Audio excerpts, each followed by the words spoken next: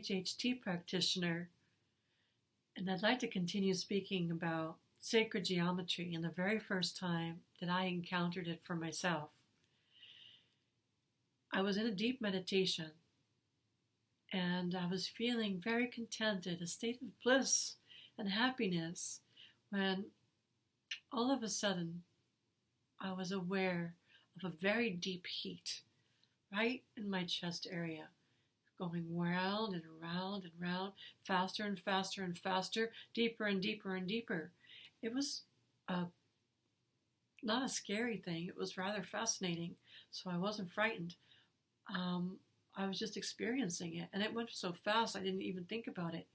And then before you know it, I felt like something was pushed out of me, and it took form, and it flew right out into the universe. I could see this beautiful spinning disc. It was 3 sky blue right angles on a very sunny yellow background.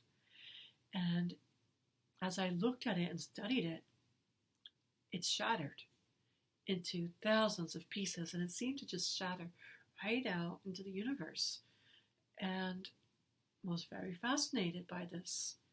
And I thought maybe I could find some information out about this particular phenomenon. So I went to the library and bookstores, because back then people didn't really have computers, and it wasn't common for every household to have a computer. And I found this symbol that I saw in a book.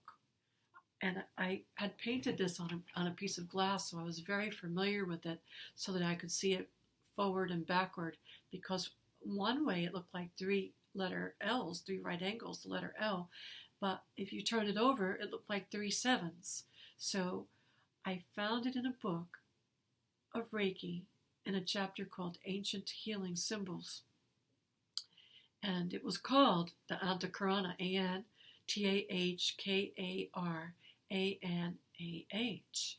and it was used by Tibetan monks to incorporate a healing for somebody else. They would place it under the bed that they were working on, somebody, or if they wanted to get into a very deep state of meditation and a trance state, they actually put it underneath their chair. They took the symbol and they glued it underneath their chair. So I thought, wow, that's a terrific idea. So I took my glass that I had painted on, and I took it with me to healings, and but it broke. I painted a second one. I took it with me. That one broke. And again, I found that fascinating, because not only was it just like in my vision when it shattered into the universe, now physically in my life, these were breaking. And I was speaking to somebody about this when she brought it to my awareness that I've already imbibed it. Why do I keep painting it? Why do I keep trying to take it with me? It's already part of me. It was inside of me. It came out of me. And I don't really need its physicality for the perception of it. It's part of me. That made a lot of sense to me. I was still fascinated on finding out what else this could be leading me to. So I looked around, and I found that I would go to this beautiful health food store that was one of my favorites up in Nyack, New York. And it was where I took my very first ever meditation class. And I was about 20 years old when I took it. And sure enough, on the bulletin board there, I saw something that popped out. 22-strand DNA activation. I said, wow, if this person doesn't sound like a lunatic when they answer the phone, I'm going to book a healing with them. So I called. She answered the phone, sounded like a regular human being. I booked the healing.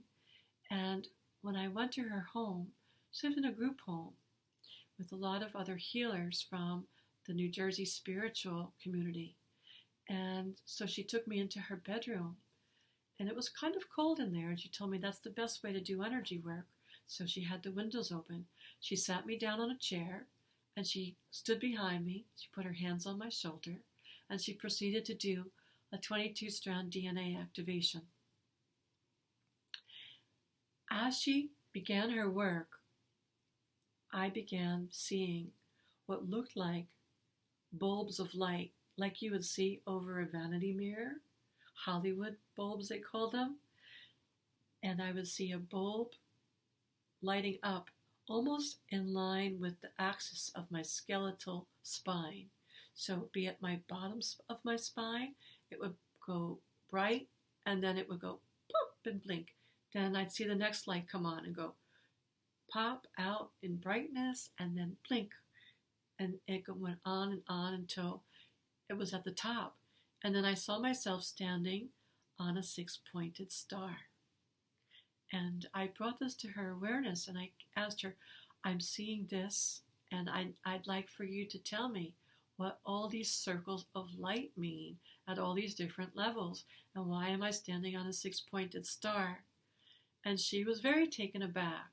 She said, I can't tell you that. That's for the initiated, the higher initiated, and you haven't been initiated.